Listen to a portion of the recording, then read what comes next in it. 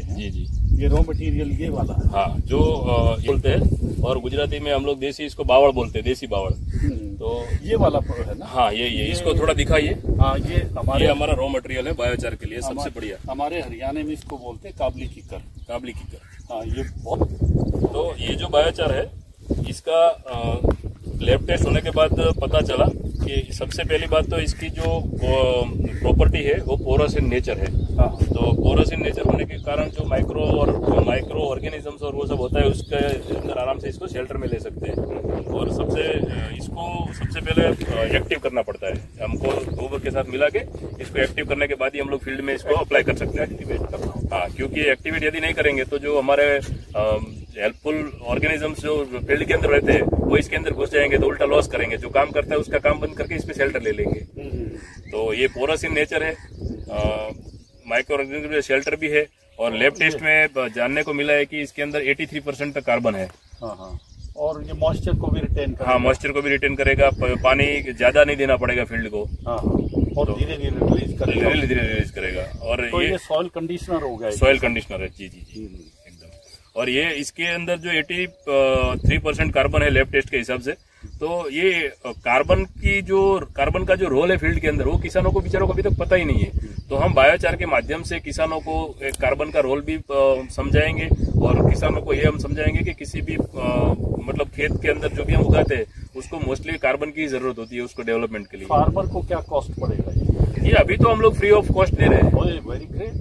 अभी जिस भी गांव के अंदर हमारा ये प्रोजेक्ट चल रहा है उस गांव के अंदर जितना भी बायोचार बनता है 50% हम लोग किसानों को फ्री में उसको देते हैं और बाकी का जो 50% है वो कंपनी ले जाती है। अच्छा, ये तो फिर वेरी गुड। हाँ, कॉस्ट नहीं लगेगा। कॉस्ट भी नहीं लगेगा और किसान को एक बार कार्बन की वैल्यू समझ में आ जाएगी तो वो ये समझ पाएगा कि प्राकृतिक खेती करना कितना आसान है।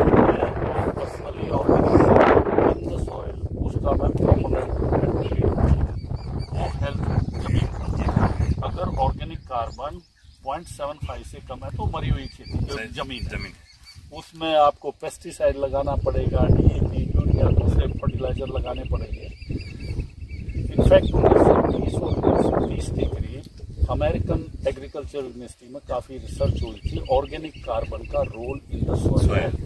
उसको जो मैंने सुना है पढ़ा है फर्टिलाइजर कंपनियों ने उसको उभरने नहीं जैसे, क्योंकि अगर सॉइल में इतना दुकानें बंद हो जाएगी। सॉइल में इतना कॉम्प्लेक्स बायोटा है वो अपने आप।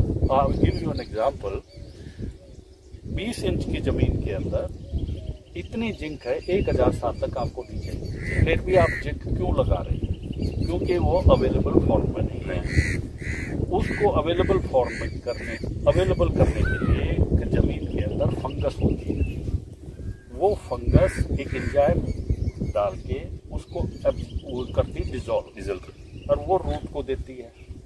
फंगस का जो खाना है वो ऑर्गेनिक कार्बन है। वो ऑर्गेनिक कार्बन नहीं है तो फंगस मर गई। आप और जिंक डाल रहे हैं जबकि ऑलरेडी जिंक। हेल्पफुल फंगस की बात कर रहे हो आप? हाँ, एक पर्टिकुलर फंगस है जो जिंक को अवेलेबल फॉर्म पे लाती है। तो ये इतना कॉम्प्लेक्स है, इसको हमने वो माइक्रोबायोम उस पूरे को बोलते हैं।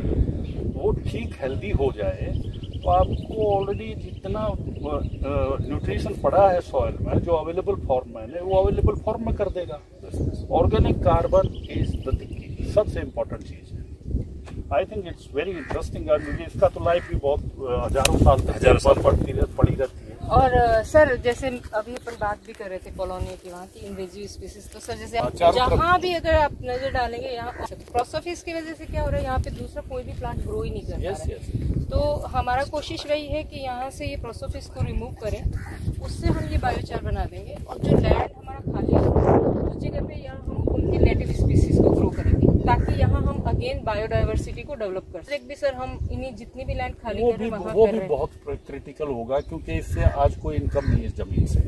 अगर इसको निकाल के आप ऑर्नामेंटल प्लांट्स, आप दूसरे नेटिव स्पीसीज जैसे मैंने आपको बोला था एक वैरायटी है शीशम की जो सीधी बनती है, उसमें कीड़ा नहीं लगता है, अच्छी क्वालिटी की शीशम देश से खत्म हो गई है। हाँ, वो फर्नीचर का बहुत अमेजिंग रॉ मटेरियल है। जो इस देश का अपना है और गायब हो गया वो ला दिया। फिर इसको एक बड़ी यात्रा बना दो, कहीं गोल्फ कोर्स बना दो, कहीं एंटरटेनमेंट का बिल्कुल सर, एक सोर्स ऑफ इनकम की तरह एंड आल्सो बायोडाइवर्सिटी कंजर्वेशन, आँख से सुंदर लगे लोग देखने आए। आई थिंक इट्स होलिस्टिक बहुत बड़ा प्रोजेक्ट है जिसमें इनकम भी बढ़ेगी, आँख को भी सुंदर लगेगा और सॉइल की हेल्थ बढ़ेगी। और जो बायोचार भी है सर, उसको भी हम लोग जो हमारे बायोगैस वाले प्लांट लगे हुए हैं जहाँ जहाँ स्लरी के साथ मिक्स करके अभी हमारा नया एक प्रोजेक्ट हम लॉन्च करेंगे जिसके अंदर अभी क्वांटिटी में बन रहा है बायोचार। थोड़ा एडवांस हाईटेक मशीनरी हम लोग लेके आ रहे हैं, उसके अंदर बायोचार बनाएंगे। बायोचार के अंदर हम कंसोर्टियम मिक्स करेंगे ताकि माइक्रोब्स उसके अंदर आ जाए और न्यूट्रिशन उसमें आ जाए और उसको एज ए बायो मैन्योर, ताकि कंप्लीट एक मैन्योर की तरह ही फॉर्म हो रही है। और ये है, इसको फिर हम उसको ट्रेनिंग देते हैं कि लाइक इसको आप मिक्स करना है OIM में 15 हम एक रेडी जो मैन्योर है उसी फॉर्म के अंदर हम फार्मर्स को प्रोवाइड करें। साउथ अफ्रीका की कंपनी है, आप शायद क्रूगर कमोडिटीज है, वो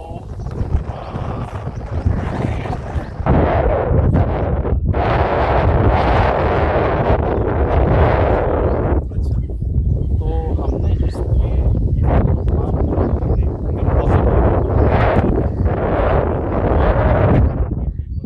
जो दुनिया में उसको यहाँ पे लगाएं और यहाँ पे क्या क्या पॉसिबिलिटी उसको लगाएं। It would be a great resource. Right.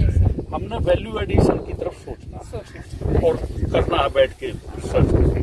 Thanks a lot doctor दलाल, मतलब आपने आज मतलब लास्ट 2 डेज से हम बहुत कुछ आपको नहीं विजिट करा पाए हैं, तो छोटे छोटे कोशिश कर रहे हैं बनासकांठा के कैसे इसको नेक्स्ट लेवल पे ले जा सकते हैं, इसमें क्या हम वैल्यू एडिशन करें।